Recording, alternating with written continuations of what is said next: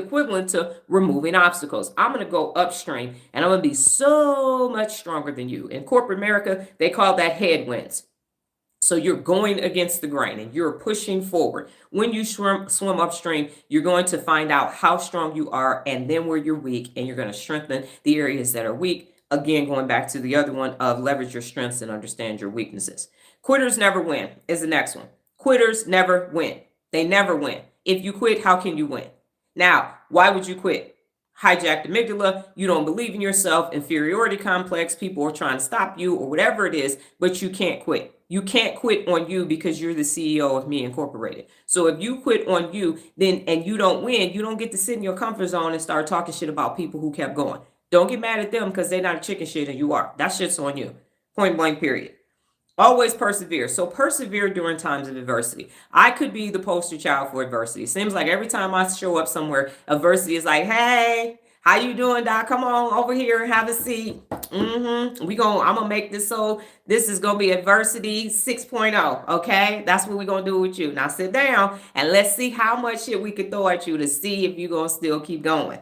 So and persevere, keep going. Keep going. And the way you do that is you stay in your frontal lobe and you stay strong and you remember, visualize your goals, why you're doing it, and you just keep going. And then finally, failure is not an option. I have failed many a time in my life. Many a time I have failed and I kept going. Failure teaches you what didn't work.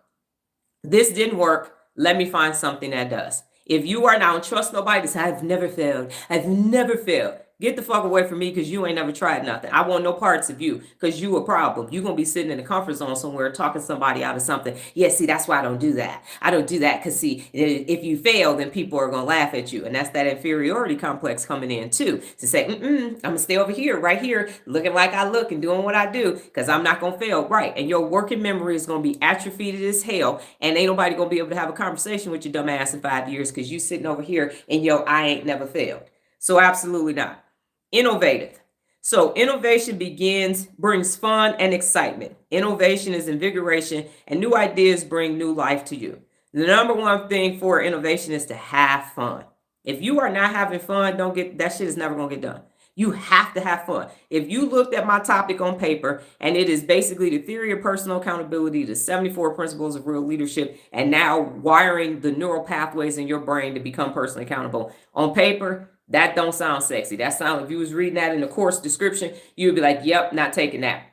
Nope, it's an elective and I'm electing not to take it.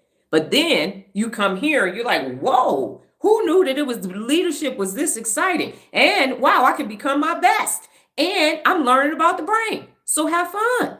The next one is embrace diversity. Embrace diversity. Embrace it. All the way back from 2008, I'm still saying embrace diversity. People who can't embrace diversity have confirmation bias and conformity bias, and they don't want to learn about someone else because it makes them uncomfortable. So it's better to say you're wrong, and it's better for you to act like me so I don't have to understand you. I'm going to say that again. It's better for you to act like me so I don't have to understand you.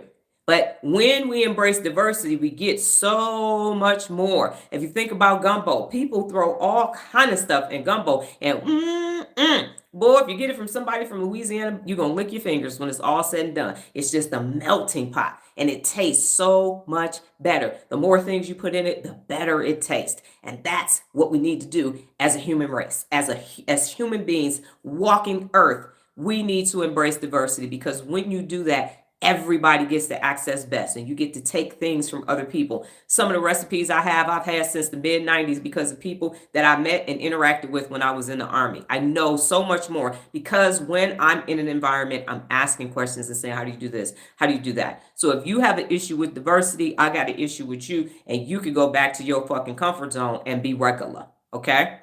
Exit stage left. The next one is start achieving.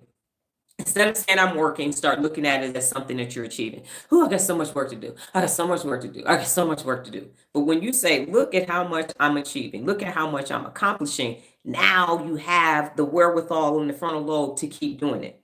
You want to reward openly. Reward openly. For those of you who finish challenges, that's why one of the reasons why you get a certificate, so you can be rewarded for your efforts. You did something that people may or may not have known about, but here is your certificate to show what you actually did. So it's open rewards.